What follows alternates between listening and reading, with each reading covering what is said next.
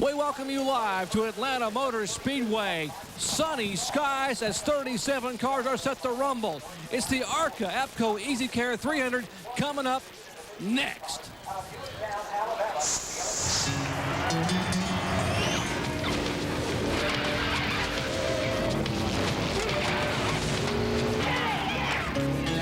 Thanks, Ned.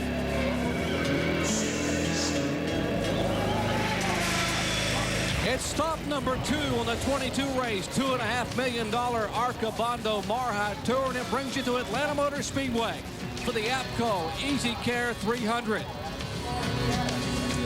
It is a beautiful day here in Hampton, Georgia. Couldn't ask for better competition. 37 cars are lined up for what should be a sprint race. Bill Weber, this should be a barn burner. Jerry, this should be a very exciting race, especially from the time they drop the green flag. On the pole is Jeffersonville, Indiana's Frank Kimmel. It's his third career ARCA pole, but his first ever on a super speedway. Today, he will take this field and his car to the green flag.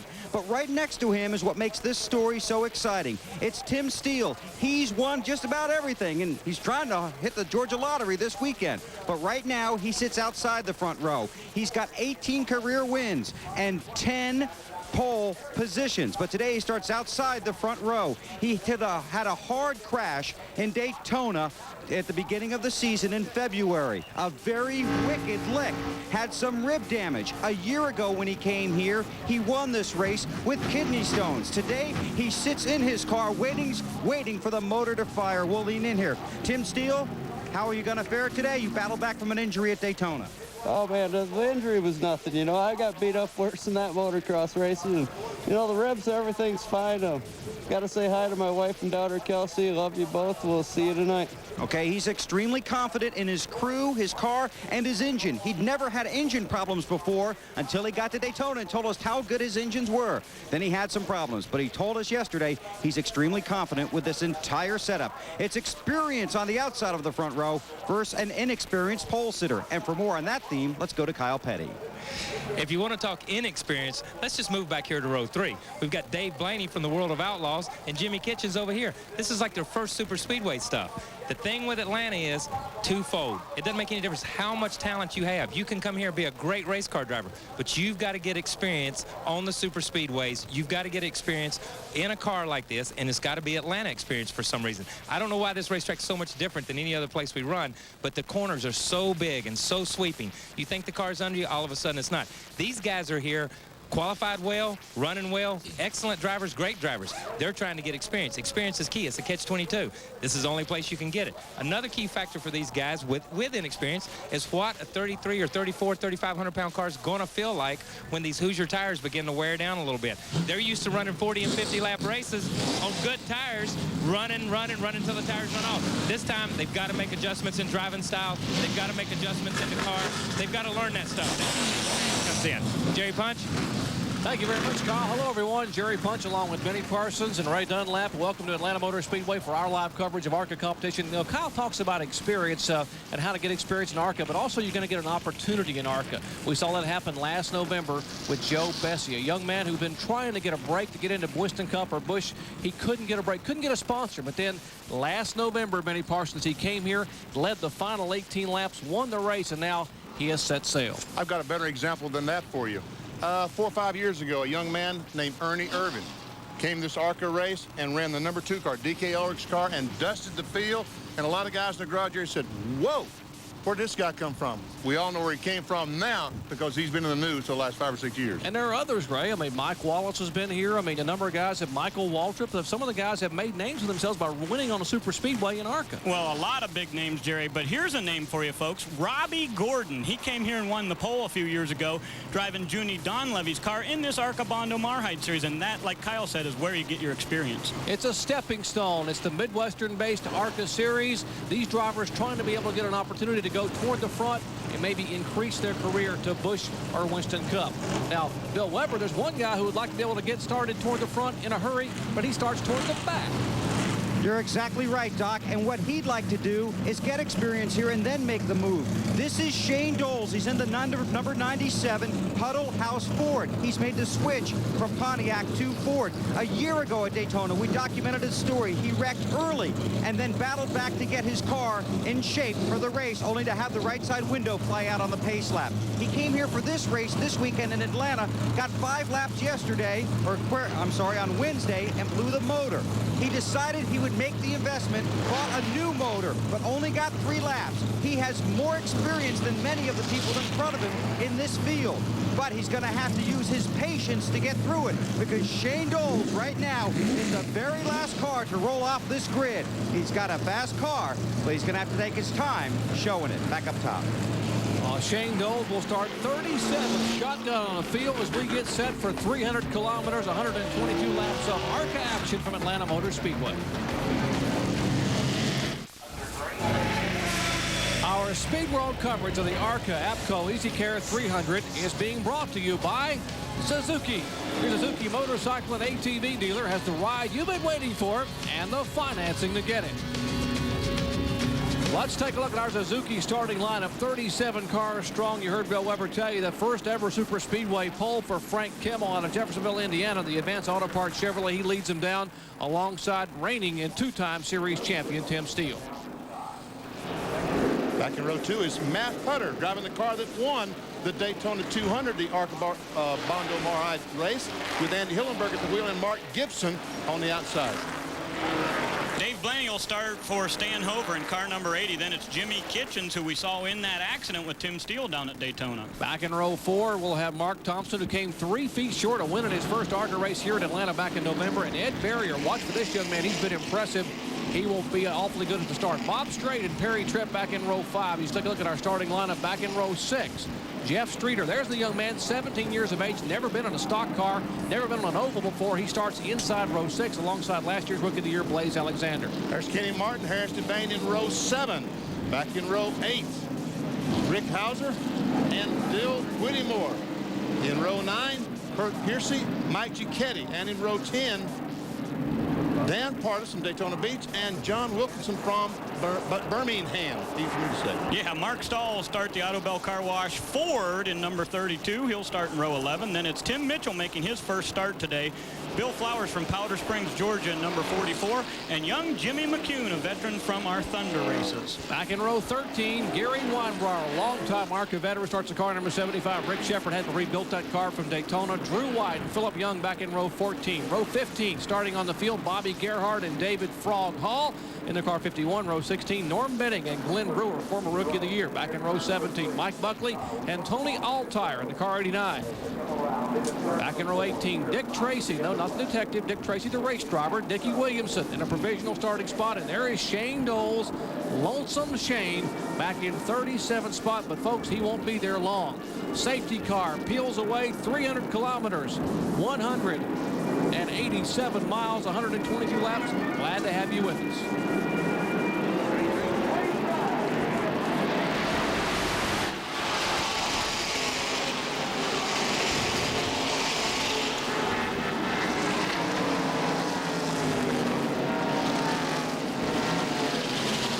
And Bobby Gerhardt is having some trouble in the 85 car.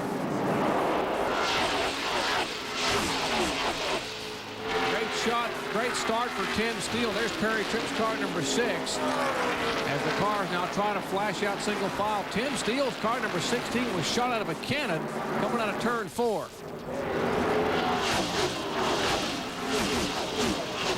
And you saw the red and white car, Mark Gibson, get extremely loose up in 3 and 4. He's dropped back to 5th spot. And there we see the 47 car, Jimmy Kitchens, has moved into 4th. Now it looks like Gibson's got everything back under control. Got to ask you, Benny, in fairness to these drivers, when they qualified in practice yesterday, it was much cooler. Now it is very, very warm here at Atlanta Motor Speedway. And this racetrack is a lot different than they ran yet. Once again, we see the 59 car wiggle up in that corner, having all kinds of trouble in 3 and 4. Ed Barrier makes the move inside of the 59 car of Gibson. There is Dave Blaney, the 1995 World Outlaws national champion, driving the car number 80 for Stan Hover. There's Mark Thompson in the midway Ford. He's just talking about Blaney. This is Thompson right behind him. There's the leader right to the left side of your screen. Encourage those guys. That's it. Encourage them. Go. And we are told Bobby Gerhart is okay. He was just being very cautious at the start, knowing the fact that the NASCAR Winston Cup cars had just qualified, and the track is about at least 15 degrees warmer than it was at any time it's been all week long. Guys, Bill Weber had talked about Shane Doles and all the cars that he has to pass in this field. These drivers getting single file will certainly help him as they get a handle on these race cars. Shane moving up through the field quite well. There you see Shane, the red-white car, orange and white. He is driving for Billy Ballou. They have an Ernie Elliott engine in that car. That's a Ford Thunderbird. Billy Ballou bought some of those cars from Richard Jackson, but Richard converted over from Ford to Pontiac from a Rick Mass car. So there's Shane now making a move by the Bill Flowers car, number 44.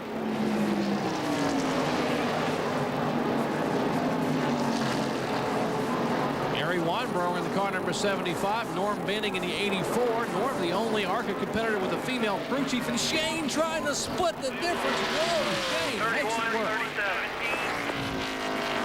There's someone to a time of 31:37. That's, they talk to the driver in seconds on the stopwatch, not in miles per hour. And Shane Dawson in the car. Shane Dawson is pretty loose right in the middle with that car behind me. Clear. Philip Young in car number 13 is being given the black flag from the ARCA flagman. That's what that chatter was about, a slow car, the Philip Young car coming out of turn 2. Here is the car number 21. That is Bob Strait out of Mokina, Illinois, driving for Jack Boucher. They got a sponsor in this car, the Petron Plus people, sponsoring Boucher's Ford for the remainder of the year. And the car number 21 makes a move into 11th position.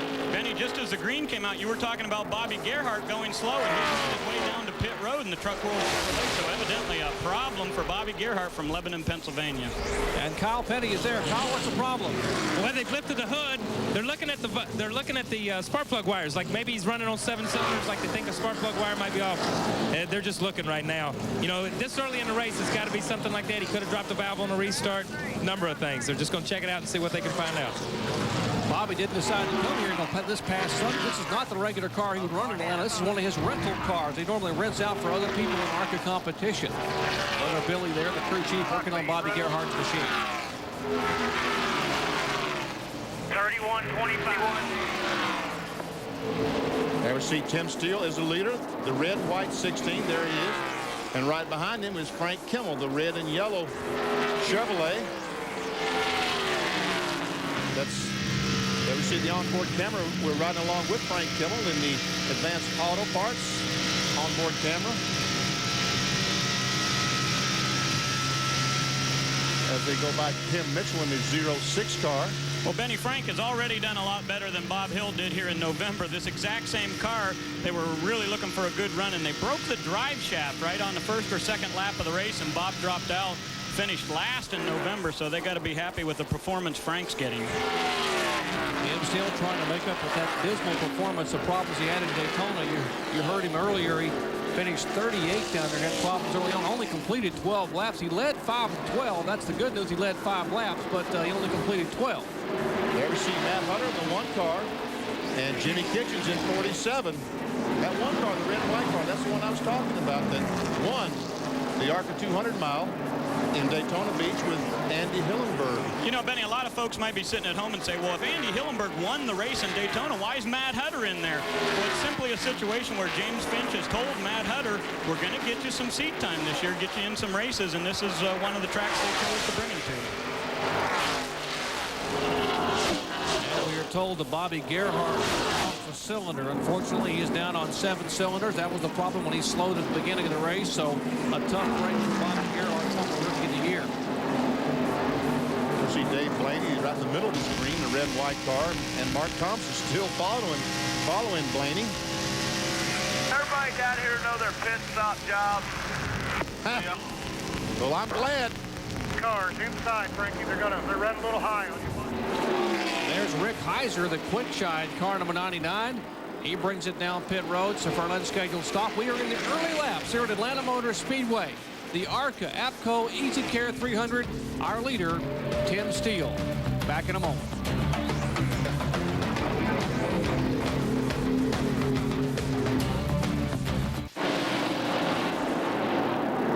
Motor Speedway, Tim Steele in the car number 16, the H&S Dye Ford Thunderbird as our leader. Running second, our pole sitter Frank Kimmel. But the battle really heats up back behind these guys. Great runs back there. The third place car is Matt Hutter in the car number 1. That's not the race we're talking about. This is the race we're talking about right here. Look at this group here. The car number 90, Ed Barrier, great run. He just got by Jimmy Kitchens, a 47 car. But here's Martin Gibson trying to make a move inside. He says, nah, I don't think so. And there we see that Mark Thompson has been able to get by Dave Blaney. Yes, folks, he did that while we're on commercial break. We must confess, we got to sell something every once in a while. 47.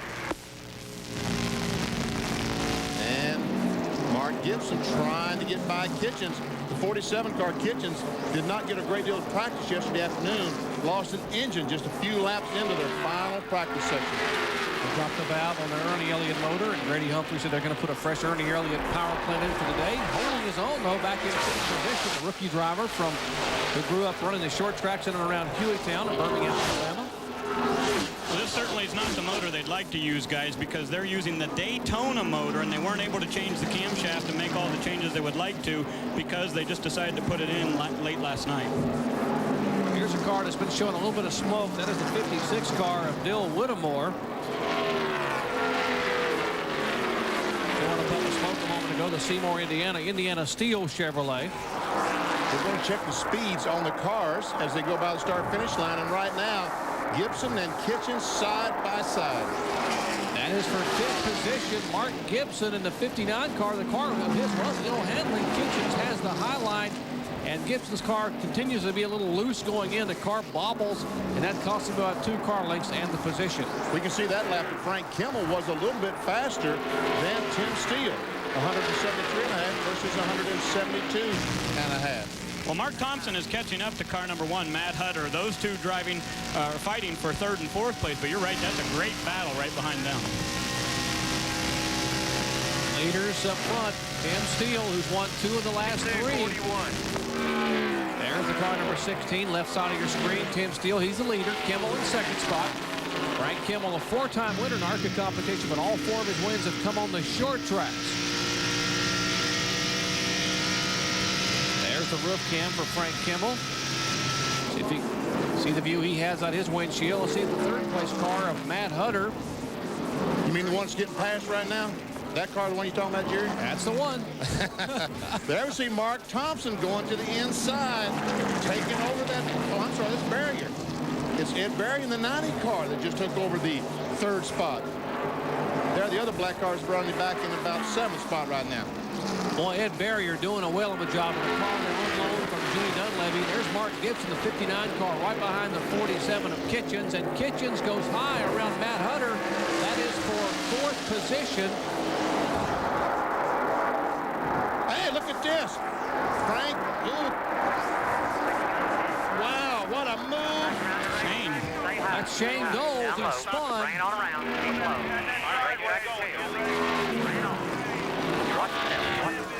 And the chatter you're hearing is from all those spotters talking to their drivers, telling them what happened off of turn 2. Shane Doles spun the car, got it righted, has it refired, but Hank Wetzel will put out the yellow hanky for the first time today. Caution at Atlanta Motor Speedway here on lap number 22 for the spin of the car 97, Shane Doles. See what happened? Shane Doles was trying to keep from getting lapped by the leaders. There we see Shane Doles, the orange and white car. The leaders are right behind him. He wants to stay in that lead lap. He nails the gas hard. I can stay in front of these guys. I know my car will stay in front of these guys. Oops. Yeah, oops is right, Shane. Got the car a little bit loose, and around he goes. And luckily, the leaders did not collect him as he was spinning towards the wall. And a big break for some of the guys who wanted to pit, right, Bill Weber? Exactly right, Jerry. In fact, this is perfect for the 16 bunch. We're 22 laps in. This is a 122-lap race. They wanted to go 50 laps on their tires, and I was talking to the crew this morning. I said, so if you get a caution, say at lap 22, that'd work out good for it. You'd get 50 laps, change tires, and then go. That's exactly what we expect to see down here with the 16 and just about everybody else. 4 tires down here. Some guys may try 2 for track position, but I think 4 are going to pay off as we go along. All right, well, that would be a break. Let's take a look at the view that Tim Steele had. Look at the left side. That's his roof cam. Watch Shane Dole's car spin. Wow. That's Jimmy McCune right in front of him, isn't it, Ray? Yeah, it is Jimmy McCune, and you gotta realize his dad's on the radio there saying, "Look out for that orange car, Jimmy," and he did a nice job too, right in front of the leaders. And here they come. Down pit road, for as you heard Bill Weber say, this is a perfect plan. Now they can go 50 laps for their next stop. Let's check in with Bill Weber. And the 16 car has come to pit road. Tim Steele on the pit road. Matt Hutter swings around him and to install right in front of him. Right side tires going on for the 16. Fuel going in the back. This should be a 4 tire stop. They come around to the left side. Steele now getting his left side tires. Right side still going on for the 1 car just in front of him. Steele waiting for his tires to go on. Now down to Kyle. The 90 cars changing 4 times. They got people from Mike Skinner's crew, car crew, Winston Cup. They left the left rear tire. They left the left rear tire loose. They just drove off on it, man. Drove off. He's out in the middle of pit road. They're going to have to, I don't know what they're going to do. They've got a mess because they're not going to pick this car up. And it's blocking pit road. This could be dangerous with guys leaving pit road right now. Everybody's out there helping them try to pick this thing up and put it back up on the jack stand. They've jacked it up under the rear.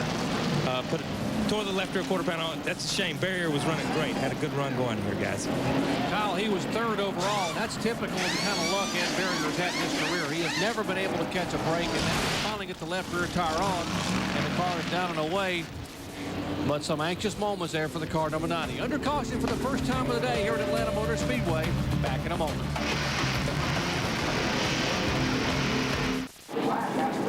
Back at Atlanta Motor Speedway, Hampton, Georgia. First caution flag today on lap 22 due to a spin out of turn 2 by Shane Doles. But the action really happened on pit road a moment ago in the Ed Barrier pit. Yes, here's Ed Barrier in the pits. Here they're changing the left rear tire. But also, watch this jack. Okay, now we'll roll the tape forward, and we'll see the guys changing the tire. And all of a sudden, he's still changing the tire.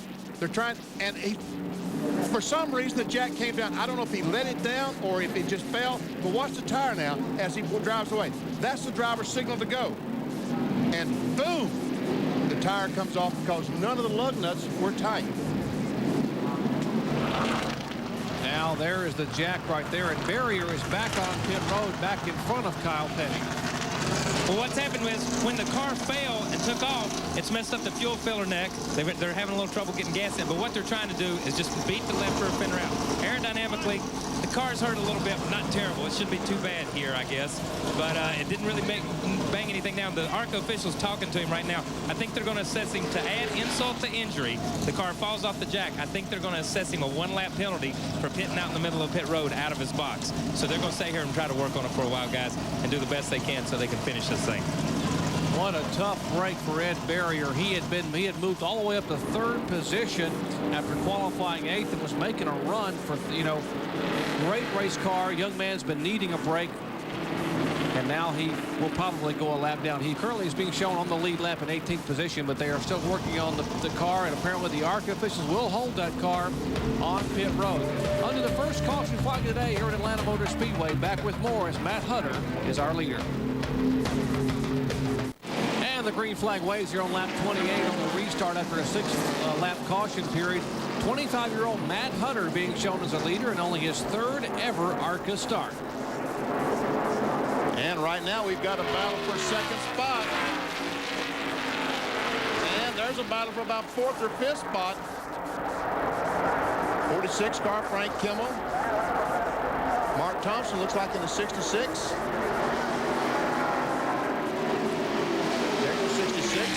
Also Ed Barrier in the middle of that mix.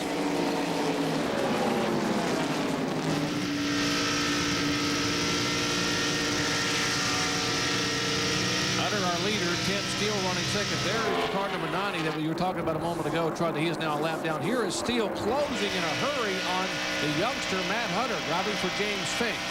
Well, that was a disastrous pit stop for Ed Barrier, but a good pit stop for James Finch and Matt Hutter. He came in running fourth and went out as the leader, but boy, he's not going to be able to hold off Tim Steele.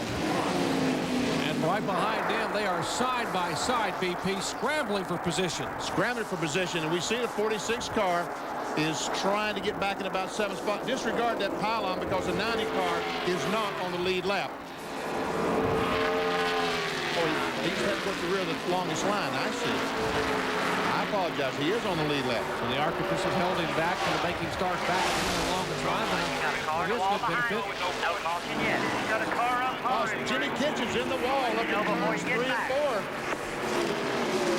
4. You heard the spotters telling their drivers, we got a car in the wall, up high, meaning that you need to go down low. And Kitchens, the rookie driver, who had the engine problem yesterday, Grady Humphreys, the veteran crew chief on that car. And apparently he will have some significant damage on the right side of his Ford Thunderbird, and he brings out the second caution flag of the day, just 8 laps after the first one. Meanwhile, let's check in the pits with Kyle Petty. Well, I'm standing here with Bobby Gerhardt. I woke up. Most of the time, you guys, you drive and you run all day or you go home. You drove a little while. Now you were in here under the hood working on it. What's the problem with it? Well, we're not sure. It went on 7 after about 10 laps. We had a flat tire qualifying, had to start in the back. And my motor man's at home this weekend, so I'm doing double duty, so to speak. Well, maybe that's the problem. When drivers work on motors, most of the time something happens to them. Maybe your motor man will be coming from now on. We're going to try to get it all back on 8 and go out again. All right, good luck, man. Bobby Gerhardt trying to get his car back on the racetrack.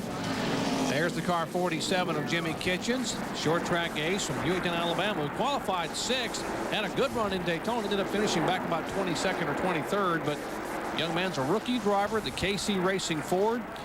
Came into contact with the concrete out of turn 4, close encounter of the concrete kind, bringing out the second caution flag of the day. And you can see the flat side on that car and the damage that he's done by brushing the wall up in 3 and 4. And with the caution flag out, everyone has already pitted, so we'll take a quick break and come back with more green flag racing action. The ARCA APCO EasyCare 300 coming your way from Atlanta in a moment.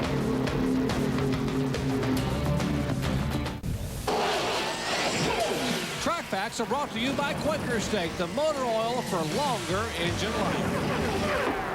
Well, when you think of the small block engine in NASCAR Winston Cup racing or in ARCA racing, this is what comes to mind. This is basically the same power plant they've been using since 1955, and it's pretty much reached its maximum output. Here is the future, the new SB2. This hopefully will take the small block engine to the next step. It's not legal in Winston Cup yet, but there are 4 in the ARCA race here today. Hopefully, this engine will get stronger and stronger for these teams over the next few years. Right now, it's in a developmental stage. Its durability really hasn't been proven, but they might have 40 more years to work on this and make it stronger and faster. And I tell you, folks, a lot of guys down in the garage here are really high on this SB2. They call it small block second version. The head system, the valve system, is a little like the Fords. It's kind of a staggered valve situation rather than in line like they're on the current small block. And Jimmy Kitchens getting some work on his car. I think Bill Weber is standing by. Bill, it's pretty heavily damaged on the right side.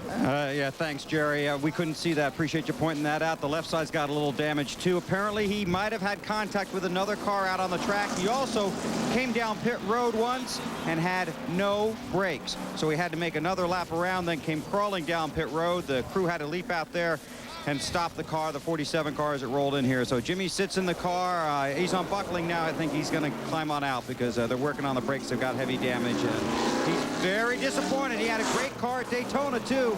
Got caught up in some traffic down there as well. Well, 34-year-old Jimmy Kitchens will apparently call it a day as he brought the second caution flag of the day.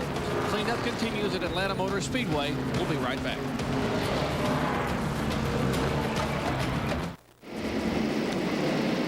Back at Atlanta Motor Speedway under caution for the second time today, but championship week continues tonight with the ACC quarterfinals at the Greensboro Coliseum at 7 o'clock Eastern time. It's the Seminoles of Florida State taking on the 8th-ranked Demon Deacons of Wake Forest. Yeah, Tim Duncan and company. How about 9 o'clock, the Cavaliers of Virginia taking on the Tar Heels of North Carolina. Hoop hysteria continues on the news tonight at 7 o'clock Eastern. Well, the one driver isn't really hysterical about his performance today is Jimmy Kitchens, and he's standing by with our Bill Weber. And for the second race in a row, very, very disappointed. What happened out there, Jimmy? Well, Bill, we had just made a pit stop after the first caution, and we were trying to get back to the pack, and somehow going in the back straightaway, we caught some lap traffic, and I ended up on the outside, and it was pretty good till we got to turn 3, and we ran out of room again, so I'm gonna have to stay on the bottom instead of getting myself stuck on the outside. I don't know. We're gonna have to probably stay out of the race the rest of this one. We messed the rotor and spindle up, but hopefully we can get things going and be ready for Charlotte.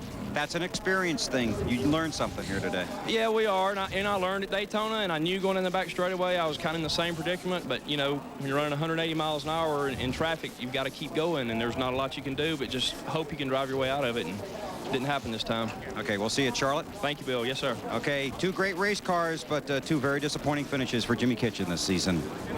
Lights are still on atop the safety car, so we'll take another break and come back with more live green flag racing action. What a beautiful day here in Hampton, Georgia. We'll be back at Atlanta Motor Speedway.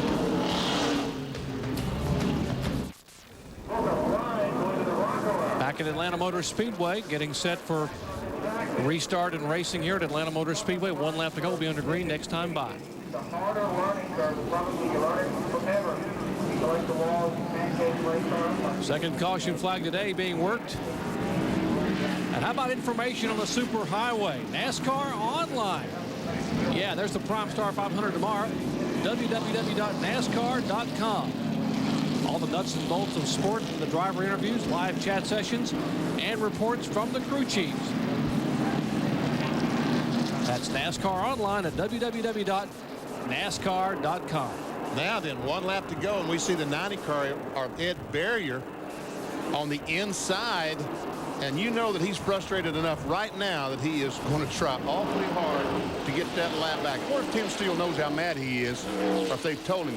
Because I would expect if he knew just how hot he was right now, he would let him go and not worry too much about him. Remember, Ed Barrier had the foul up in the pits, and the ARCA officials penalized him a lap for pitting out of his box, which is what you're supposed to do, the same penalty in NASCAR. He did lose the lap there, Benny, you're right, and he is to the inside and going to race Steele. But I'll tell you what, he came back through that pack pretty well a little bit ago. That damage to his left rear may not be as bad as we thought. Getting set for a restart on lap 39, the last caution flag. The second caution flag today for 7 laps. Let him know. Alongside there. His car's off.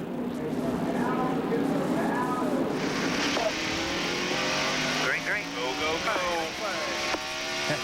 That's the command from the spotters telling Tim Steele and others to get on the throttle. Oh, Tim Steele foxed the 90 car that time.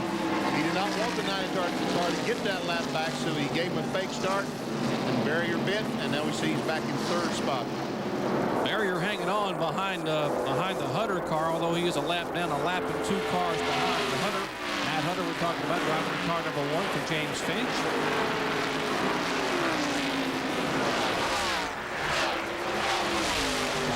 Alexander in the 26 car.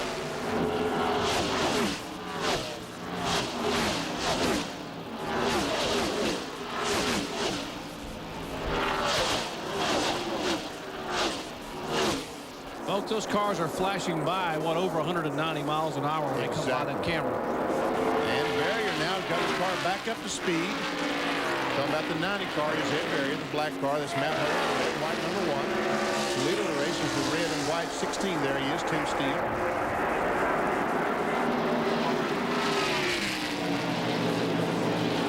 Three laps to go. Take a look at our field summary. The number in parentheses shows you where the driver began the day. See Perry Tripp, who's 3rd, started back in 10th spot. How about Danny Pardis, 8th? He started back in 19th. John Wilson, good. He's progressing well from 20th to 11th. Barrier really trying hard to get underneath Matt Hutter. Now has a shot underneath Hutter. Still not getting back on the lead lap. He has to catch Tim Steele. Now there's a great battle. Cars battling each other. 17, Mike Ducati. The 12 is Rick Shepard out of Mount Clemens, Michigan. Red 12. And Kenny Martin in the red white number 50. And Perry Tripp has gone by Matt Hutter in the car number 1. Perry Tripp is the white car, left side of your screen, with the blue number 6 on the side. He is in 2nd position. Hutter is 3rd, but Hutter is getting a challenge from Frank Kimmel in the car number 46. 3175 leader, 30 flat. All clear. Don't feel any better. Travis, he's got to run. Does Kimmel? That can't quite do it. And as you watch the battle side by side, whoa, even the spotters are getting excited. Kimmel couldn't quite hang on. You Bobby Gerhart fans, Bobby Gerhart going back on the racetrack. 3195. Low car down low. They're talking about the Gerhart car. You see Gerhart as they go by him. Now he's got a good run, Kimmel does, and I think he'll be able to get by Hutter when they get to the corner. Matt Hutter making only his 3rd ever ARCA start. Just wanted to get some experience. Pick your line that you can run until we can get it back in. Look at the speed now that Steele is running, 175 and a half, and you see Perry Tripp running almost as fast. And those 2 cars right now, those speeds are clear of the class of the field. Well, also, Benny, we saw Frank Kimmel a couple of mile-an-hour slower that time, but he was making the move around Matt Hutter, so that had to slow him down a bit. And they have black flag Dill Whittemore, the former co-rookie of the year, the car number 56, smoking and showing a little more consistent smoke. And now ARCA officials and Hank Wetzel, the flagman, have waved the black flag. And there we see Mark Stahl in the 32 car, the Autobell Car Wash Ford. Well, they gave me a hard time, Benny, because I guess at Daytona I called that car a Chevrolet, and they've run a Ford all the time that he's been racing, so they let me know about it. But it is a Ford, and Mark doing a pretty good job. He moved up. He came in and pitted on lap 32, and he's right now running in 16th position. As he closes in on the back of Mike Giacchetti, the 17 car. Now with Giacchetti, with the Dill Whittemore car having to go to the pits, Giacchetti being shown in 14th and Mark Stahl in 15th. So they are battling for position on the racetrack. Mike Giacchetti, who told us about the fact that his son's little blanket, the Foo-Fui, was his good luck charm in Daytona. And Dill Whittemore is on pit road, right in front of you, Bill. And his windshield is covered with oil, and what they're saying is that he has developed an oil leak, and it's leaking onto the headers, and that's what's causing the smoke. So they're going to try and find the source of that leak, clean that up, and send him back out. But right now, Dill sits on pit road, losing valuable laps, and he's also very disappointed. Those little oil lines they were working on are the oil lines that go to the valve cover that cool the valve springs. There we see Bob Strait trying to get by Matt Hutter. That is for the 4th spot. That's straight in the 21 car. As Jerry said, they picked up a sponsor, and Blaze Alexander now tries to take 5th spot away. That's the 26, the black number 26. Blaze Alexander, last year's Rookie of the Year, and now Strait has a move inside of Matt Hutter and will take the spot away, driving for Jack Bowsher. And now here's Blaze Alexander. That's the black car Benny mentioned. They will take the position away. Or try to. Or try to. That would be for 7th spot, actually for 5th position. Hutter holds him off. And folks, if you didn't see our Daytona show, that is Bob Strait in car number 21, and they're going to run this year, hopefully for the championship, trying to go to every race this year. Bobby Bowsher, Jack's son, no longer at the wheel. There's a Bob Strait from Mokina, Illinois, behind the wheel. And of course, we mentioned they picked up a sponsor for the 1997 year. They will run for the ARCA Series Championship. The one car, just the car's chassis is extremely off. We can see 166 versus 174, 172. So we see just no speed at all in the one car. And finally, ooh, and Blaze Alexander almost touches the wall. And the 66, Thompson's going by both of them, looks like. Mark Thompson said, I just can't wait any longer, guys. I'm going to head on out of here. Thompson makes the move underneath Hutter. Out front. Well, the race car that Matt Hutter's driving, the number 1 Phoenix car there, was a car that they took to the Brickyard last year, Benny. Chuck Purvis was behind the wheel of that, and I wondered when we talked about the Brickyard and the difference in this racetrack, why they chose to bring that car here. Well, let's find out what may be the problem with the one car. I think Bill Weber is in their pit. Well, Jerry, one thing is experience. Obviously, Matt's trying to get some of that, but the car's a little bit tight. But if you'll remember back at Daytona when Andy Hillenburg was in that car, they told us that they didn't want him to lead, okay? Well, that's pretty much the situation now. They're not interested in leading now. They just want to lead later on in the race. And I just talked to crew chief Johnny Allen, says, we're fine and we'll be strong as the laps go along. Well, what's going to happen right now is Matt Hunter's going to get in the wreck, because these guys are going to become impatient, and they're going to run in the back of him, and they're going to have a crash. There's the serial, the reverse serial, basically. Since the restart, he's going backwards. Lap 39, he was second. Now he's being shown in fifth position and in jeopardy of losing some more spots. I never see Blaze out being passed. Just a couple laps ago, he was up there trying to get by the one car, and now it looks like Gibson may have a run on the outside. But see, he comes back up and blocks the loop. We're going to have a wreck in a minute. What happens to Gibson when they got to go low down in the corner here at Atlanta Motor Speedway? These corners are so long, you mess up your angle getting in the corner. Mark Gibson finished third in Daytona. And these cars, what a scramble. Harris Devane, the 33 car. Now Gibson will make a move to the inside. Is there room? His car has always been slipping down low. Maybe they got it dialed in at that pit stop. Gibson able to make the pass.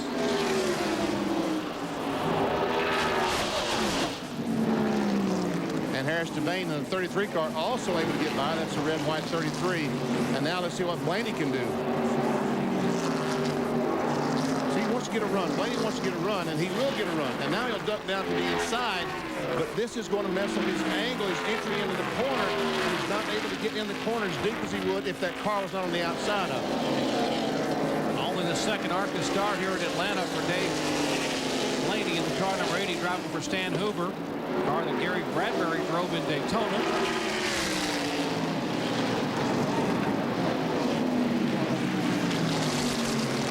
See Norm Benning, the 84 car, slow on the apron of the racetrack. Battle for second spot. The white number 6 has it. The 46, the red, and a caution flag.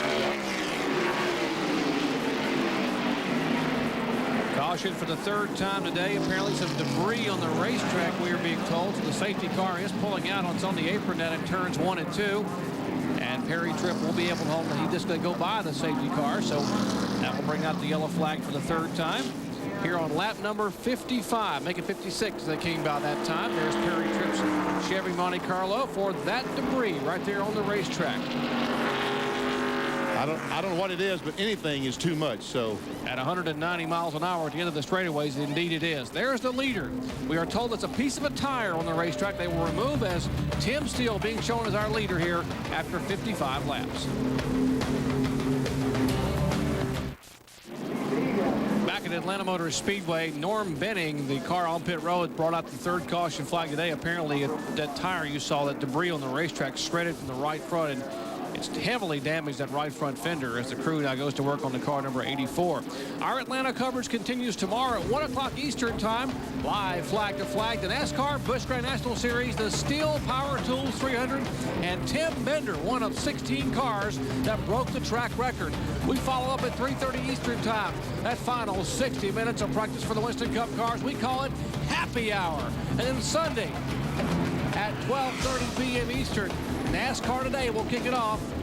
And then our live flag-to-flag coverage. Bob Jenkins will join us, Jack Arute, all the crew at 1 o'clock Eastern time, the Prime Star 500 on ABC. Let's check in with Kyle Petty. Well, Bob Straight's come into his pit. They're changing 4 tires. They're making no chassis adjustments. No chassis adjustments at all. Mark Thompson, who's running in 5th right behind him, has been right across the way. Same thing. They're changing 4 tires. No chassis adjustments at all. These guys' cars are working pretty good. Bill Weber? Same for Tim Steele, Kyle Petty. 4 tires, gas, no adjustment. He's down. Steele goes back in the race. He passes the 1 car as Matt Hunter still sits on pit road, getting his left side tires. This is a long stop. They didn't make a chassis adjustment. The 1 car briefly slipped off the track. The 46 car is also on pit road. They're pushing him off at the end of pit road, trying to pick up a position. Now the 1 car is done, and he's got heavy traffic. Look out for Blaze Alexander. They both squeeze by. got a little excited down there. I'd say it does get exciting in the pits. I can speak from experience. Great job, Bill, on the pit stops. There's the car number 1, Matt Hunter, in the Phoenix Chevrolet, the James Finch-owned car. 57 laps are complete, and that's exactly what they wanted to do, is maybe go get those fresh tires on these race cars. There's the Hutter car. Still showing Tim Steele as the leader, as Norm Benning's car now heads back down pit road. He's the car that brought out the caution flag. Third caution flag today here at lap 57 at Atlanta Motor Speedway. Back with more live ARCA coverage after this.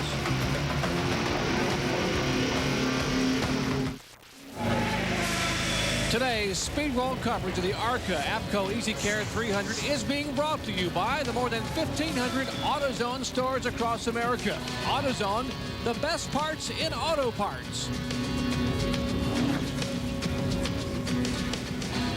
Working the third caution flag of the day here at Atlanta Motor Speedway, but lots of racing coming your way. How about the Formula One season opener? The first race of the 1997 Formula One season, defending world and race champion Damon Hill makes his debut with the Team Arrows. Qualifying, that's at 1:30 a.m. Saturday morning. And, of course, the Grand Prix of Australia, 9:45 p.m. Eastern Time tomorrow, only on the Deuce.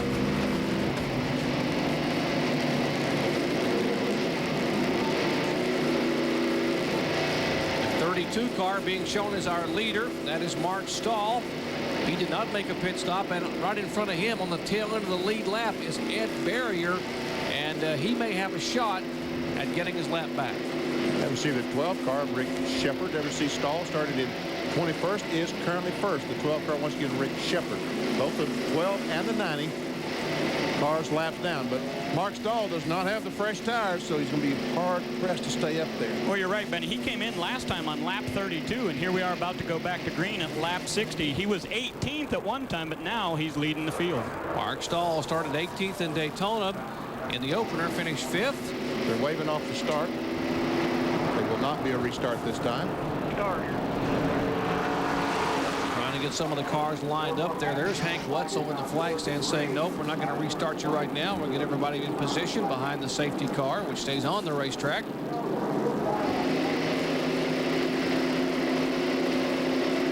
That car number 12 there, that's Rick Shepard, the red car. That's the car that was heavily damaged in Daytona, and Rick was so frustrated he did not want to get in the ambulance. He walked back to the garage area and actually fixed that car in his garage at home. Let's check into the pits once again with Bill Weber. Well, Doc, on the 46 car, Frank Kimmel, Frank's been telling his crew the car is extremely tight. So they tried to loosen it up. They put more tape on the front. They made an air pressure adjustment and made a wedge adjustment, 2 rounds of wedge. So they wanted to free that car up. Frank's telling his crew he simply cannot get back in the gas. There's a car stalled on the backstretch off of turn 2, the 06 car. So Mitchell is back there, and he'll get a push start, hopefully, from a wrecker, and then he'll be able to resume the race here. But Frank Kimmel's car is good, but it's been tight. They try to loosen it up, and we'll keep an eye on that to see what happens. That's a pretty big adjustment, Bill. The tape is an adjustment, the air pressure an adjustment, and the chassis adjustment. So they make 3 at one time. I would say the car's a little tight. I'd say all 3 of the options were used on that one, so we'll see. They're trying to free the car up, but that's the roof cam of Frank Kimmel that you heard Bill talking about. The Jeffersonville, Indiana driver in the Advanced Auto Parts Chevrolet, currently being shown in 6th position. Back with a restart from Atlanta after this.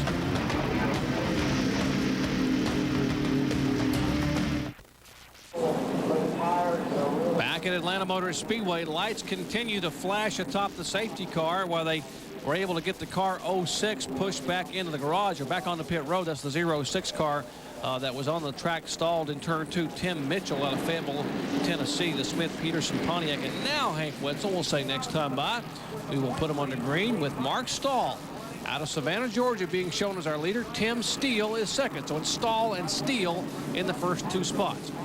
I wonder if we should believe Hank Wetzel, because he did the same thing the last lap, and he did the same thing the lap before that.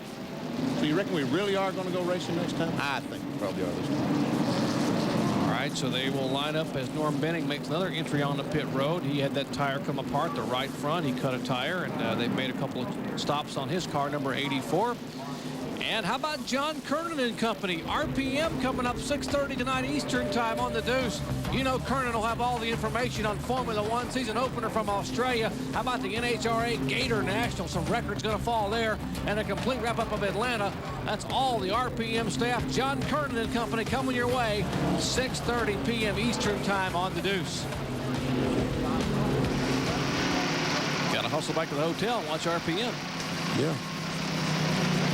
Patience is going to be a virtue here for Tim Steele, guys, because right in front of him is Mark Stahl, who does not have fresh tires, and Ed Barrier, which you made a mention a little bit ago, Benny. He's now back on the lead lap, but both of those cars a lot slower than Steele. We're going to see what kind of restart Steele can get. He was like a jackrabbit on that previous restart. Just took off like a rocket. Now this time he has cars in front of him.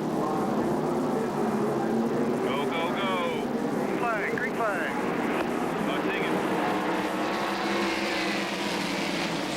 To the outside of Stahl. Boy, he's not wasting any time to get to the front, and there he goes. Bad break for Ed Barrier in the 90 car. Mark Gibson now makes the move to the outside of Stahl. Of Mark Stahl, a 59 car will take the second spot away. Gibson might have that car fixed. His brother Tony, who's worked with Bill Elliott, worked some good cars. He's here this week, and they might have it adjusted now.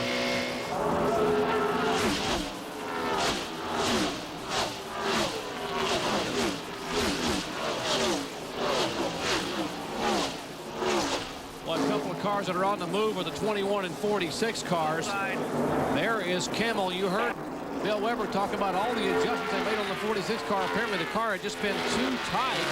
They had tried to get the car loosened up, and now he makes a move underneath Mark Stahl and takes the spot away. And Mark Thompson in the 66 comes up to challenge Mark Stahl. Offside. 31.76. Yeah. Now the car number 90 once again is cranked a lap down. Tough break for Ed Barrier. We're trying to hang on, and now Tim Steele. Here comes Perry Tripp in the car number 6 underneath Hutter, and can't quite hold the bottom groove. They are battling for 9th position. The car number 1 is in 9th spot. There's Blaze Alexander. He is being shown in 8th. That's the car number 46. And right there, guys, you're looking at 3 of the race cars that have those new SP2 motors in it. Right there, Matt Hutter, Perry Tripp, and the number 26 of Blaze Alexander. Harris Devane just made a move by the 32 car to take his spot away. He is in 6th position. Perry Tripp now has the outside position. Oh, that didn't work either. Matt Hutter goes in the corner pretty hard, and Blaze Alexander comes down on the inside of Stahl. And he will take that position away. 55 laps to go. Well, you can tell Mark Stahl did not get those tires in his car. He is struggling to get that race car up in the corner. He is struggling terribly to get around the racetrack. Perry's losing another spot as Perry Tripp goes by. Battle for 2nd position. Actually, that's a battle. That's Mark Gibson making a move inside the car number 90, who is being shown a lap down. Gibson, there's the battle for 3rd spot between Strait in the 21 car and Kimmel, who was our pole sitter. There's several cars out of the race down here, but I don't know if any of them would have any tires. Mostly slow cars. Now, guys, that's Dan Faldorf, who's on the radio. He's talking to Frank Kimmel, and he is part owner of this team. He took Frank Kimmel to 3 short track victories last year, and they're looking for tires. Yeah, we were told in the garage this morning that they were out of tires. How about it, Bill Weber? Is there a concern about tires? That's exactly right, Jerry. These guys are questionable about whether they can make it on gas, but everyone's concerned about tires. This is Tim Steele's pit. He's got 1 set here. Come back here real quick. Back here, he's got 2 more sets that he hasn't used. They have 3 sets left, and we're already on lap 769. Working lap 70 as the 46 car just battles out on the track. He's moving into 3rd. Now listen, these guys have 3 sets of tires, but the 46 car only has 2. So Jeff Lemons has been lobbying back here for another set. He's very concerned he's going to get caught for a 10-lap shootout with no set of tires. So right now they are looking for tires back here. Steele's got 3 sets. The 46 and some other teams down here only have 2. Now to car number 1. Thank you, Bill. The 1 in the 6 car. Here is the 1 of Hutter. There's Blaze Alexander and Perry Tripp. Alexander the 26, Perry Tripp the 6 car. That is for 8th position. Now Tripp takes the 8th spot away. Will begin to set his sights on the 7th place car of Matt Hutter. Harris Devane making a move. He is in the 6th spot. Harris Devane is the red and white numeral car number 33 on the bottom of the racetrack, moving underneath the 21 car. Yes, Bob Strait looks like his car, when he gets just a few laps on those tires, starts going away just a little bit. And as you said, Jack Bowser, I talked to him earlier yesterday and very, very happy with his new sponsor. I met the folks in California, Petron, and Strait said, okay, go ahead. Go on in there too hard and go drift up the hill. I'll just go back in front of you. Good move. That looked like the Earnhardt move from Darlington. Here's Devane, the Georgia Peanuts Ford Thunderbird. He's a peanut farmer here in Georgia. Former co-rookie of the year back in 1995. Our field summary showing you where your favorite driver is running. That parenthesis shows you where they started. See, Harris Devane started back in 14th. Is currently 6th. Mark Gibson, 1986 Rookie of the Year. Still looking for that first ARCA victory. Finished 3rd in Daytona. Finished 3rd last spring here in Atlanta. Finished 3rd last fall here in Atlanta. Sort of stuck in 3rd. You watch him move. Perry Tripp also trying to make a move. He closes in on the car number 1 for 7th spot.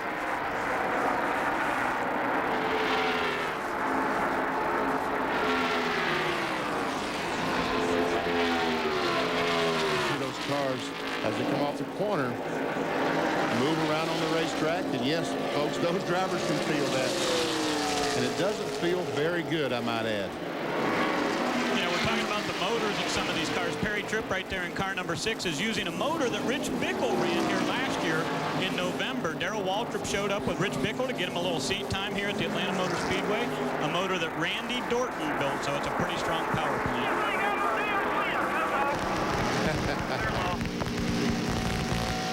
Thompson, you listen to some of the spotters. Run your line, pal. Don't worry about it. Just keep coming. And what about Mark Thompson's situation? Are his tires okay, Kyle? Keep digging. The lead is Mark Thompson's looking pretty good. He's like the guys down on Bill's end of pit road. He's got a couple of sets of tires laying in the back of his pit. Had them laying there, already had them glued up, ready to go. Now, Bob Strait, on the other hand, just got one new set of tires. They just put the lug nuts on them, and they are tickled to death to have that one set of tires because they had rolled a set of tires up here that they took off the first stop, guys. So if it came down to it, they were going to have to go back to that. They're running 4th and 5th on the racetrack respectively there. So this could have been a major, major thing for Bob Strait. Oh, that could develop into quite some strategy at the end of the race if you're out of tires. There's the battle up front. Tim Steele trying to hang on. The H&S die. Car number 16 and the 26 car is on pit road. Bill? Well, this is clearly an unscheduled pit stop. They're doing a 4-tire change and adding fuel. They've given Blaze Alexander a drink. Can't see the right side tires, but the only thing I can guess at here is that Blaze had called in and said, now it's left. I see it now. The left rear tire is flat. The left rear tire is flat. It wasn't flat when he came in. He obviously felt it going down. So current traffic, Blaze Alexander sits on pit road getting 4 tires, losing valuable tires. Tough break for the Lisa Express car. Alexander and now Rick Heiser on the bottom side as the leader. Tim Steele goes by. Here comes Mark Gibson. A moment ago, Benny, they had heavy traffic. They had to snake their way through. I missed that. I wish I had seen that because it's interesting to see how these guys are able to negotiate. As a matter of fact, the last time down in the corner, the 16 car of Tim Steele ran into some traffic, and we see how far Mark Gibson's behind. That's because he had to hit the brakes to keep him running in the back of the 16. Our AutoZone race recap. Tim Steele is our leader as Perry Tripp takes a spot away. That would be the 7th spot. Steele has led 63 of 75 laps. There have been 5 lead changes, 3 caution flags for 21 laps. Average speed 106.613 miles per hour. Leaders, Tim Steele, Mark Stahl, and Matt Hutter. There's Matt Hutter, the number 1 car. Out of the race, Tony Allcard, Bobby Gerhart, Drew White, and Jimmy Kitchens. Now, the 21 car of Bob Strait is in the same situation that the 1 car, Matt Hutter, was in just 30, 40 laps ago. He's going around the racetrack. His tires are worn, and he just can't get a good grip. And these guys are gnawing all over the back of him as they go by Gary Weinbroer. Anxious moments. Weinbroer, the veteran, straight in. Snake his way through there. That is the 5th position. You're watching the 21 car is 5th. The 1 car of Hutter is 6th. And up front, the battle getting hotter and heavier here at Atlanta Motor Speedway. Tim Steele trying to hold off, but a half a car length back is Mark Gibson. Can Gibson make the pass? We'll find out when we come back.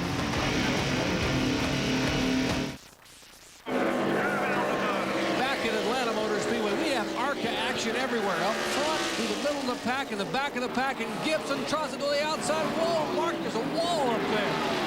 Yes, he almost found that wall. As a matter of fact, we see he lifted from the throttle. Otherwise, he would have. And look at Mark Thompson. He's able to get by Mark Kimmel. And, man, looks like he may be gaining on the leaders. Watch this. Coming off the second corner the last time. Kimmel's car pushed or goes up the hill. Thompson just turns, goes under, and right into that third spot.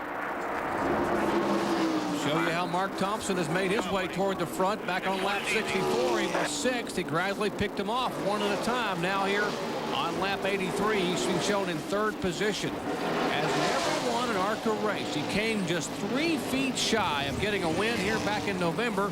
He finished 3 feet behind Joe Bessie. Right here's experience on the racetrack for you guys. The guy who has led the most laps here at the Atlanta Motor Speedway in ARCA Racing is Tim Steele. He's now over 425 laps at this track, but Mark Gibson has the most starts. He's starting his 22nd race here at Atlanta, so a lot of experience at the lead. And there you saw Mark stall, and there finally Hutter gets up alongside Straight, but Straight says no. Here comes Tripp on the outside. They're 3 abreast. 3 wide, and Hunter is the meat in the sandwich. They're able to get by as they scramble back. That is 5th, 6th, 7th, and 8th right there. The car number 21 being shown in 5th position. That is Don Straight. They make a move by Rick Shepard behind in the 6th. And the car number 6 is in 6th spot. I'll tell you what, Mark Gibson, the 59 car. The Hardy boys out of Georgia. Right now, that 59 car seems to be getting off the corner a little bit better than 16. 2 Ford Thunderbirds, 2 Ernie Elliott engines, and 2 drivers who desperately want to win. There's some traffic in front of those lead cars right now.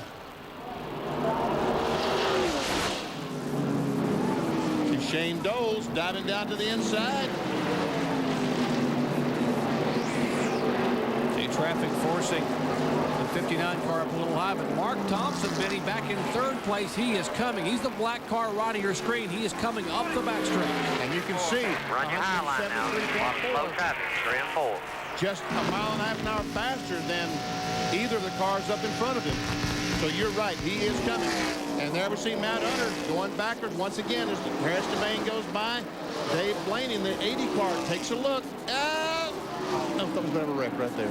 Oh, and Blaney trying to avoid the car on the inside, and if he had that fender up another 3 feet, they'd both be sliding sideways. Blaney, a smart move to get back out of it, the former World of Outlaws national champion. There's Harris Devane, the 33 car, started back in 14th, currently in 8th spot. Field summary shows you Tim Steele as the leader, Mark Gibson and Mark Thompson, the top 3.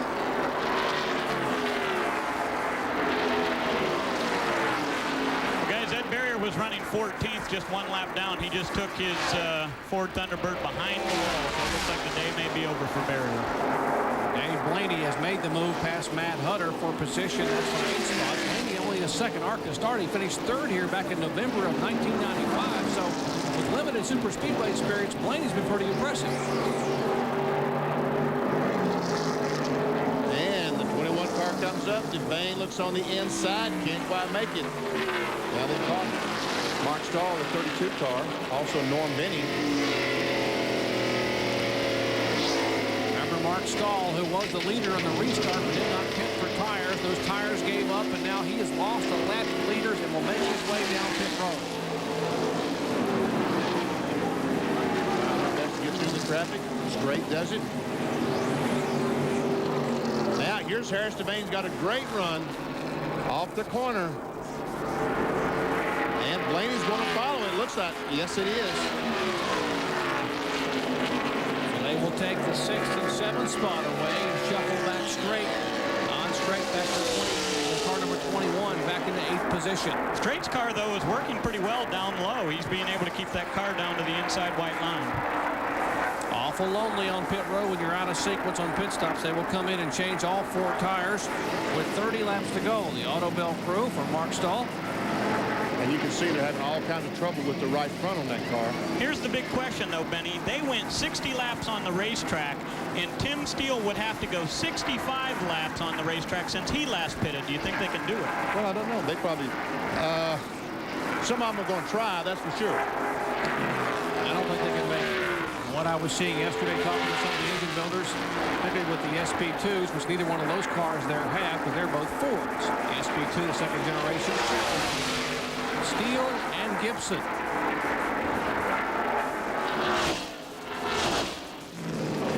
There we see that the 66 car is just a little less than a second and a half behind these two. Just keep watching this and we'll be able to tell if Mark Thompson is gaining on the leaders. Well, you can tell these guys because they're bumper to bumper.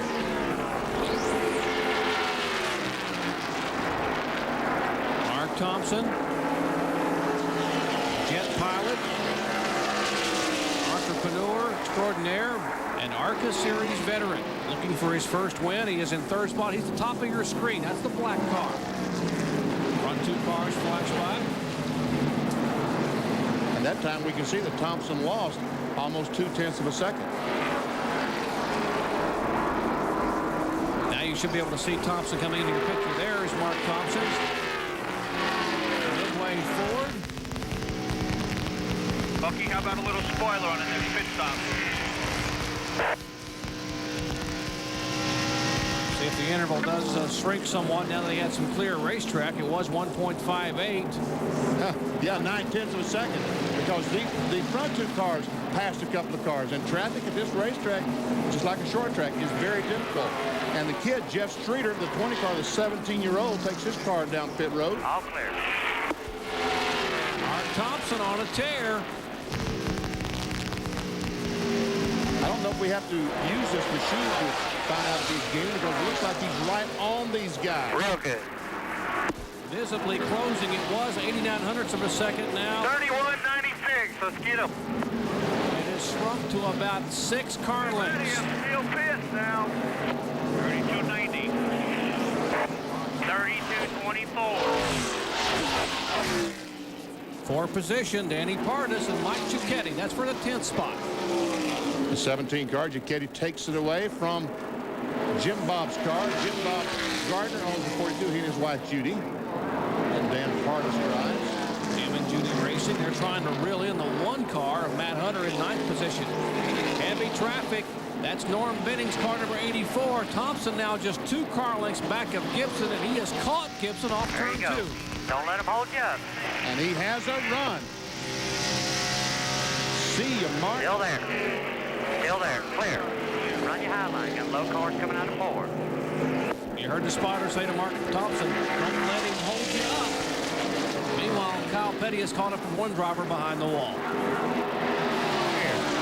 Ed Berry, you're the only man. You've been closer to Tim Steele all day than anybody else. You're the only guy that looked like you had something for him. You had a little bit of miscue on that first pit stop. What finally put you out, though? I think we had some kind of ignition problem.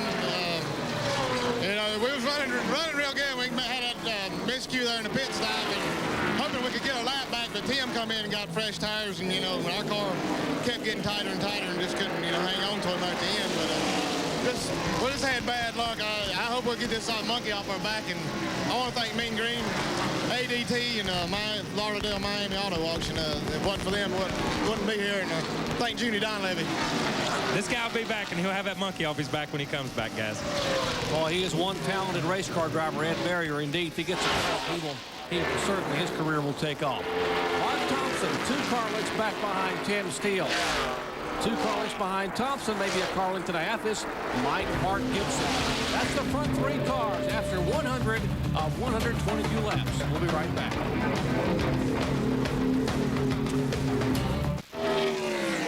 Back at Atlanta Motor Speedway, 45-year-old Mark Thompson in the car number 66. The Midway Island sponsorship hangs about a car length behind Tim Steele, our leader. That's the view from Mark Thompson's roof cam.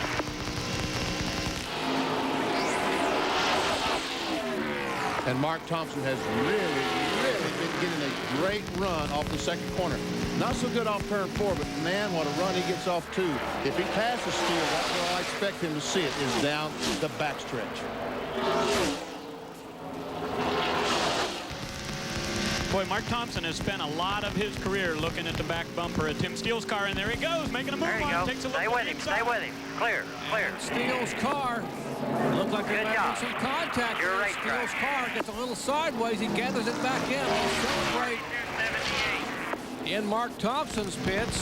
Run your high line through 4. Bob Bissinger and Don Strait, the co-crew chiefs, you saw him celebrating a moment ago, and Thompson is pulled away by about 5 or 6 car lengths over Mark. Way to go, Mark. Let's get in a good rhythm. Get in a good, smooth rhythm. I'll give you a left hand. And there comes the white car, Perry Tripp. He's her 4th place car. Oh, is that a blown engine? The 50 still has to deal with him, or he's still smoking. He's been on and off pit road. Run your high line. With smoke trailing from that car. The officials just gave him the black flag again as he came by, so Whittemore should be going to the pits. Perry Tripp really wheeling in the 46 car. Wow, look at Thompson down on the bottom of the racetrack. And a great move. That's going to let him gain a few car lengths. And Perry Tripp. Perry Tripp will take the 4th spot away. He Don't back off. by Frank Kimmel. I didn't even know he was coming. And Perry Tripp is on a tear. He is reeling them in, but laps are winding down. 15 to go here at Atlanta Motor Speedway. Thompson the leader. Gibson in 2nd. Steele is 3rd. That's a 1-2 right there. The 66 is Thompson. The 59 is Gibson. And we see that Tim Steele, he was holding these guys up. Be patient. Had a chassis problem. We see him back. He's almost a full straightaway behind the wall. We'll check the 6's car. The 6 car speed as he comes by 173.365. And he is at least 3 miles an hour, almost 3 miles an hour faster than the lead cars. Well, I think these guys went through some traffic that time, and we see that Gibson is not giving up this thing. Mark Gibson, that 59 car. Mark Gibson was a 1986 Rookie of the Year. He has run now. This is 32-45. Steady lap. ARCA starts without a victory. You think he's hungry? Now we see a battle, and Kimmel losing more spots. Harris DeBane comes up trying to take his bottle in for the lead. There we go, turn 3. Mark Gibson on the inside. Hold your line. Thompson Hold your line. Use the traffic. Clear. One more car. He's still looking. Hold your line. Clear. And Norm Go ahead and pick it up, Mark. Don't let him get close. Made Mark Gibson have to give it up. No, so's he. Just drive it. Do it to him, Mark. Yeah, that's the pit crew. The starter. He's all relaxed, but the pit crew said, go, Mark, go, Mark. 12 to go. You can do it. Mark Thompson has never won an ARCA competition, has he, Ray? No, he hasn't. He's had a lot of second-place finishes, Benny. He finished 2nd here at Atlanta last year. He's also finished 2nd at Charlotte and Talladega and even at Pensacola, but never won. The next question is, can they make it on fuel? Let's look at the guys who have won on the speedways. Tim Steele has dominated the last 2 years. A 2-time national champion, leads everyone in ARCA competition with 11 super speedway wins. There's some traffic. Is that Dan Partis right in front of them? Yes, it is. The 11th place car. Now they're going to the inside of Partis, to the outside, checking the speed. Oh, Thompson don't need this. Stay high. They go by the Philip Young car, number 13. They still haven't gotten by Partis.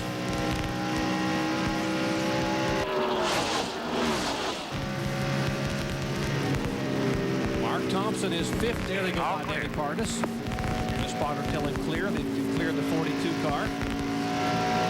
54th career start in ARCA competition for the driver of the car number 66, and he has never gone to victory lane. Let's check in with Kyle. Well, I'm sitting here with Mark Thompson's crew chief, Bob Bissinger. What do you guys, can you go the whole way? Yes, we're going the whole way. We're not stopping. The Midway Island Ford's running real good. We're better on long runs. We don't need a caution flag. Well, these guys don't need a caution flag, Bill Weber. What about your guys? Find out. Tony, can you make it on fuel? No, I don't believe so. I'm just hoping the 66 can, you know. And now we've got a caution down in 1, a spin in 1. Norm Benning in car number 84 slams into the wall in turn number 1, but everybody is able to miss him. Wow, now that will totally change the complexion. You heard Tony Gibson, Mark's brother, say to Bill Weber they could not make it on fuel, so a huge break for Mark Gibson as the caution is given to Mark Thompson, leader. That's the reason for the caution flag for the 4th time today. Norm Bennings, car number 84, and our spotters saying they heard something go boom down there, so we're speculating now that he may have cut a tire. There we see the crash in progress as he goes up, bang, he hits the wall. Well, it had to be something happened because we saw Tony Gibson and all the crew turn away from the interview and look to the front straightaway, so they heard the noise, and I heard the noise sound like a blown engine. There we see the marks where Norm Benning crossed the car up, slammed on the brakes, and slid into turn 1 wall. So 4th caution flag today. Lap 114. Now they need to hurry up and get this car off the racetrack because we need a restart.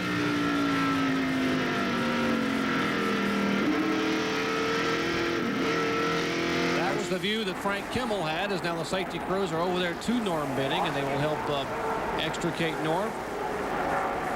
Just 7 laps to go here, guys, so the big question becomes, do they need fuel now that they've run under caution, Benny? Do you take the chance of pitting? Well, the guys that are on the tail end of the lead lap, like Mike Giacchetti and the 46 car, they will certainly pit and try to get some fresh tires on in case they restart this race.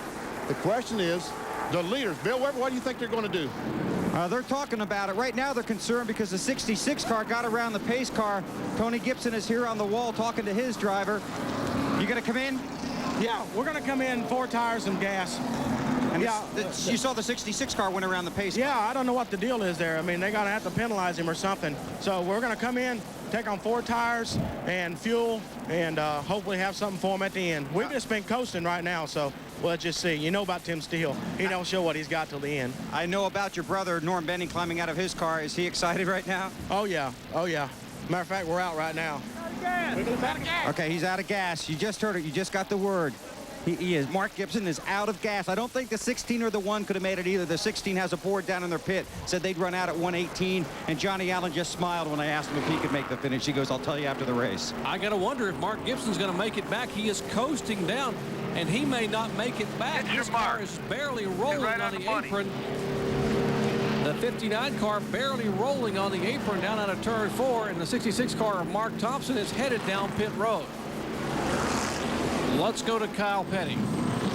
There was a lot of discussion here on whether these guys were going to come in and change tires. Like they said, they run better on longer runs on older tires, but they would have been a set and duck. They did discuss only putting 1 can of fuel in. No chassis adjustments, 4 tires, and get back out there and have the stop of their life. That's what they talked about before they went across the wall. And in the inset, what a tough break. Mark Gibson's car barely rolling now. His crew is running, sprinting up pit road as you watch Mark Gibson's car come on. And now, there's go. That's Bob Schacht. Bob Schacht. On the inside, they're helping push Mark Gibson. Lots of people coming to help him. Everyone knows. I mean, Mark Gibson is so well liked by the competitors. He's been at this now for about 13 years and has never won. It has come so close, and the car completely out of fuel. You heard Tony Gibson talking to Bill Weber, and just as Tony was talking, you hear Mark say we're out of gas. There's a gas can, so they finally made it to a... Now can they get it started? Where's the ether? Yeah, but the thing is, Benny, that's not Mark Gibson's pit stall. Oh, that's right. It's not his pit stall. That is a penalty. They're trying to get it fired, and now the crew now trying to help push the car to get it fired. ARCA officials down on pit road talking. Some of the other cars looking back and forth. So the 66 car has been on pit road. Even if they do get him to the pit stall here, guys, he's going to lose a lap because the field is coming out of turn 4. They're trying to push him down pit road. The car is not refired. And the field coming off turn 4. What a tough break. What a disastrous break for Mark Gibson. Thought maybe the caution flag would be a help. Here's the car number 21 in the pits, making his pit stop. Bob Strait, Larry LeMay, and the rest of the Jack Boucher crew going to work on that car. And just rolling, coasting by as other cars come in. The 88 Jimmy McCune is there, the 97 of Shane Doles. They finally got some ether up there, and it did start. Now it's stalled again, it appears. The car is still rolling. Now the thing is, once he gets down to his pits, I'm not sure anyone's going to be there to work on the car. They all ran up pit road. Now here is Tony Gibson and company. What's left of their pit crew down there, and right in front of you, Bill. Well, this is heartbreaking down here. They're shoving the gas can in. They're going to put fuel in there. He's trying to fire the car. Can't get it to fire. Can't get it to fire. Still sitting here looking for the ether. Now they're back up there trying to get it to fire. He's working on it. He's got it. Let's see. Can he keep it running? Not yet. Pushing the car. This is just destroying these guys. This is hard to watch. Mark Gibson being pushed down pit road. Can't get it to fire. Man, oh, man. Unbelievable, Bill, that this young man has been trying for 13 years to win an ARCA race, his 120th start. And you heard Tony say, we've just been riding. And now the car trying to fire does not fire and comes to it. It's still rolling down pit road, but the wreckers are there to give it an assist. There's the car number 84, Norm Benning, that brought out the caution flag. Now Mark Gibson's car has refired. He is being shown down as the field has come by, and now he is back on the racetrack. Back with the restart and the final laps of the ARCA APCO EasyCare 300 after this.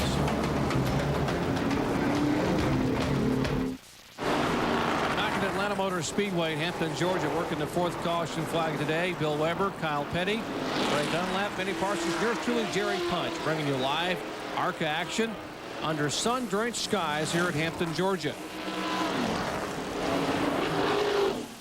Couple of cars still trailing some smoke. Dill Whittemore's had some smoke out of his car as Hank Wetzel, the ARCA flagman, gives the signal 1 to go. There's Gary Weinbrewer's car. And Benny, there will be a 2-lap sprint when they get the flag. And right now, Mike Giacchetti is in the lead. I would not want to bet against the Tim Steele car, but he's back in 3rd spot. There's the leader of the race, the blue number 17, 33 is 2nd, and Tim Steele is the 3rd place car. Benny, I was talking to Mike earlier today, and he was out signing autographs this week for his sponsor, Hughes Supply. And a gentleman came up to him and he said, would you sign an autograph for my son? His name's Muwata. And Mike says, are you kidding me? Muwata? What is that? He said, it's Swahili. He said, well, what does that mean? He said, it's the leader. So Mike has named his race car Muwata because he led here last year in that same car. And believe it or not, a year ago in March, he didn't even make the field here for this race. So what a change for Mike Giacchetti. Now they put Muwata on the dashboard to the right side of Mike. He said maybe that'll bring us luck. The young man who he met works for Hughes Supply, which of course is his sponsor. Remember in Daytona, he had that foo-fui, that little piece of his son's blanket he had in his pocket for luck. He said, I got the foo-fui with me here in Atlanta. Maybe my son's blanket, me and old Muwata will go to victory lane. Well, we'll find out in about 3 laps. We get set for a restart here on lap 121. 4th caution flag lasted 6 laps, and it was a heartbreaker for Mark Gibson. I mean, this is going to be something else. This is going to be something to behold right here, folks. Hang on. Get strapped in because this is going to be something. And Steele's car was terrible in the last segment. Can he come on strong like he has in the past? And scramble at the start. Mike Giacchetti got jumped. Whoa! And did you see Thompson going there and ricochet off Giacchetti? Clear low, go. Son, you're clear low. Let him know when the car's in there now. Hustle up, you got under you.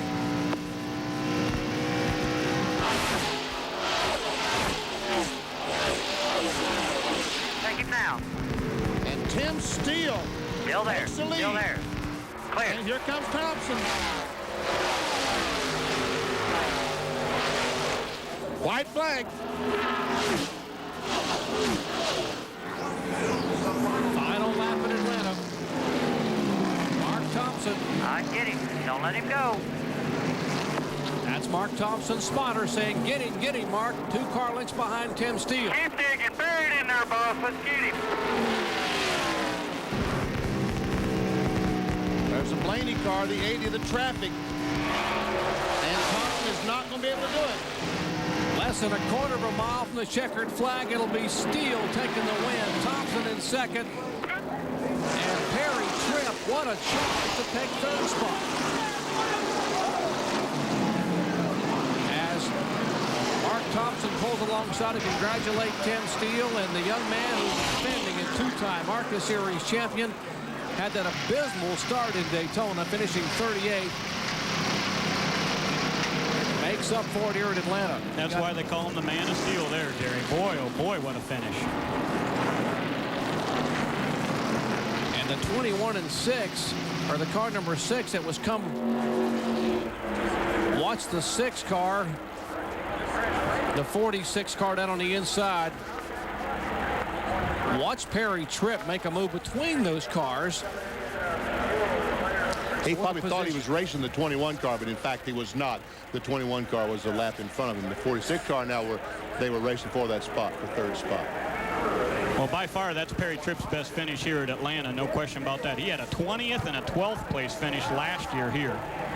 Well, they've been coming to Atlanta since 1984, and no driver has ever won more than twice at Atlanta Motor Speedway in ARCA competition. That changes as of today because 29-year-old Tim Steele picks up his third career win at Atlanta Motor Speedway and his first win of the 1997 season. Sort of like what happened a year ago. He didn't win until he got to Atlanta. He picked up his first win and went on to 11 victories in 1996 and dominating the ARCA point standings. The guy likes to play hurt. Last year he had kidney stones. This year he's coming back from broken ribs in Daytona. What a scramble at the finish. Exciting ARCA action. Steele's the winner. He's almost ready to get out of that thing. Yeah. Let's go down to Bill Weber. And a big smile from Tim Steele, and he climbs from his car in a familiar position in victory lane. Once again, you don't do anything the easy way.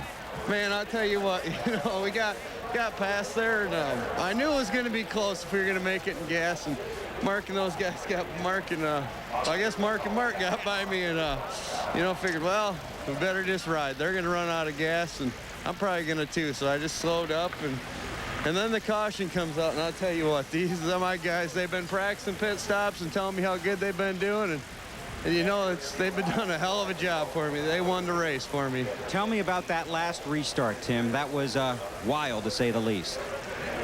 Yeah, that was a little wild there. On the 17 car, I think he might have missed a gear or something, and you're not supposed to pass on the inside before then. And here we go, 3-4 wide, and old Gator just pulled through for us.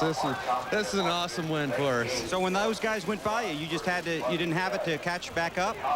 Well, I could have rode there with them, but if it was going to go green the rest of the way, I was riding around saving fuel. I figured they were going to run out, and I knew it was going to be close for us. And it was one of those deals. But the caution came out. We needed the caution, and man, I love those shootouts. I know this is a big win for you, but you have a big week coming up. You're going to go to Texas with your stuff and test, and then if that works out, you're going to try and make the Winston Cup race at Texas. Yeah, we're going to go to Texas and see how things go.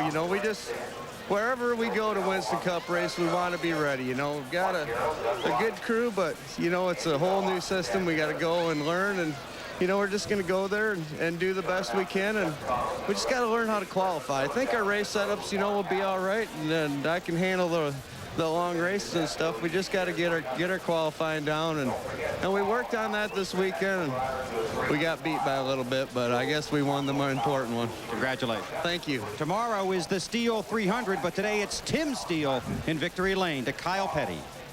I'm standing here at the gas pumps with Mark Thompson. You drove the greatest race I probably have ever seen you drive. You run an incredible race. You run him down there on old tires. Your car seemed to be better on old tires. You didn't need that last caution. I didn't need the last caution. We were set up for long green runs. We were praying they'd run green to the end. We had a pretty bad push on old tires, but it wasn't as bad as everybody else's. We put on some short run tires right there at the very end, and on the restart, I got kind of sandwiched between those two sort of lap cars or whatever. They both hit me on both sides and kind of pinched us up and allowed Tim to get under us. And then I had trouble getting my momentum back to get him back. But it was a good race. Oh, it was a great race standing in the pits. Let me tell you, if you've ever got a doubt that your crew is not behind you, you go home and watch this race on TV and watch them jump up and down on those pit boxes and everything. When Tim's car seemed to go away there when you caught him late in the race and you got up under him going into turn 3, his car jumped a little sideways and you just checked out on him. Was his car getting looser?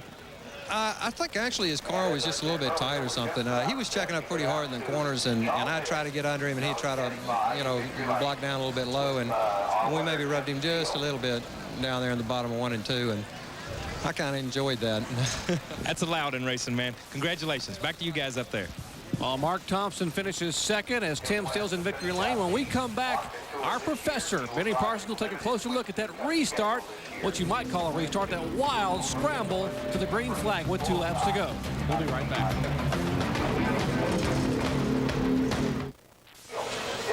Back at Atlanta Motor Speedway under sun-drenched skies, a beautiful day for racing. The Victory Lane celebrations continue for Tim Steele, who won it, but what a wild scramble on the restart with 2 laps to go. Benny? You know, this was something else. They're ready to go. Here's the leader of the race. That's Mike Giacchetti. And that's the 33 car, the 16 car, and back there, that's Thompson, the 4th place car. That's the leaders as they come off the corner. Now watch as they come off. The 17 missed a shift, and Harris Devane goes to the inside. Looks like he has a clear lead. Thompson dives right in the middle of those cars. Boom, boom. It looks like Tim Steele is out of it, but meanwhile, these guys have backed off the gas.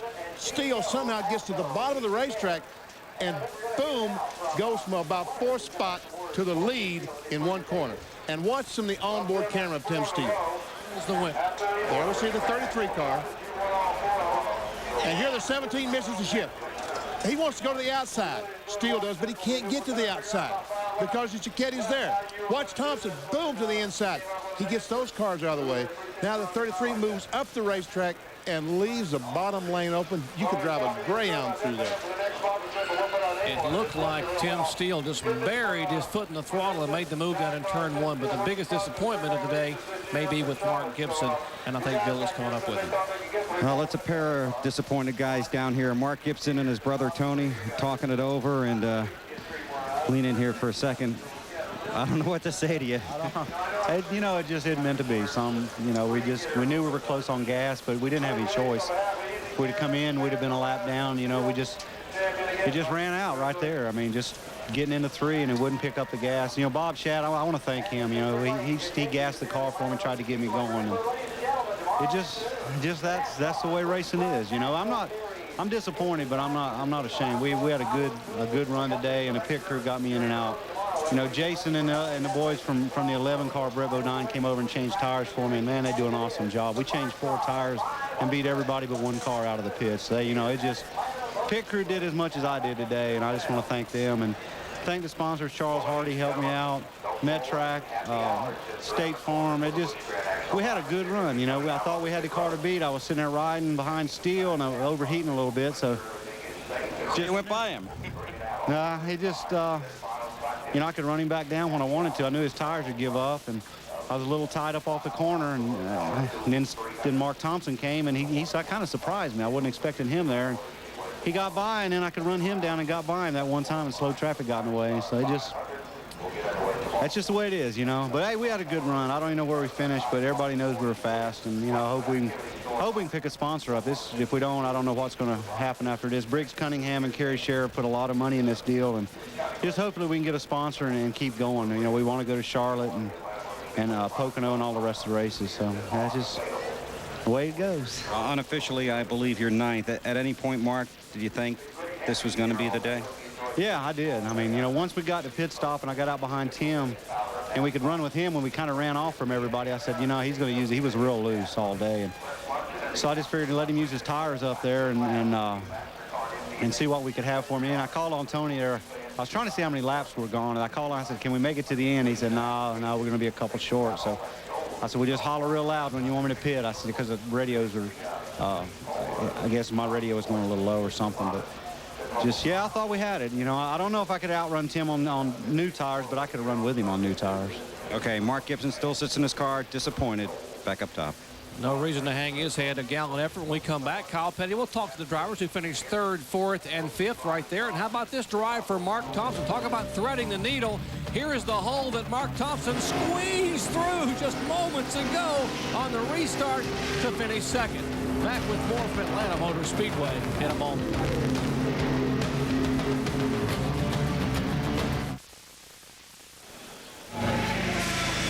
Our Speed World coverage of the ARCA APCO EasyCare 300 has been brought to you by Valvoline Durablend, the #1 selling semi-synthetic motor oil, and by Daytona USA, the ultimate motorsports attraction. Kyle Petty is caught up with the 3rd, 4th, and 5th place finishers. Kyle? Well, I was standing here with Perry Tripp and Frank Kimmel, and just like you said before we went to break, Harris Devane bumps into everybody going into turn 1 down there. He come over here and rooted in, so I got 3rd, 4th, and 5th standing here. First, I'm going to talk to Perry. You had a great run out there today. Did your car work good all day? Was it better on long runs, better on short runs? Which way? Yeah, Kyle, our car was great today. First of all, I want to say hi to my kids back home and my mom and dad and all the guys that helped me get this car together.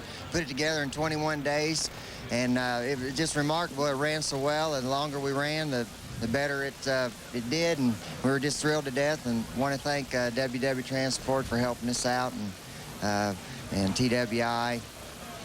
Well, congratulations, man. I'm talk over here to Frank. You guys were bumping into each other before we started here. Wait a minute. I want to say one more thing. I want to thank General Motors for helping me with the engine, and Kenny Bingham up there in North Carolina. If you had one of them Bingham motors, you need to move over out of the way. You had the good stuff. I need that stuff. All right, now I got Frank Kimmel right here. You come home 4th. Not a scratch on your car, but there's a couple little places on there. You guys, it got a little hairy there on the last lap. What'd you see? Yeah, that's really amazing. You race with Harris and Perry all day and don't come out with a scratch. It's a pretty good day, you know, but I'll tell you what, the Advanced Auto Parts Chevrolet ran great. We just wasn't very good on that long run, and we got a really bad push, and it put us back in the pack, and just couldn't really make up for it. But on new tires, it was just about as good as anybody on a racetrack.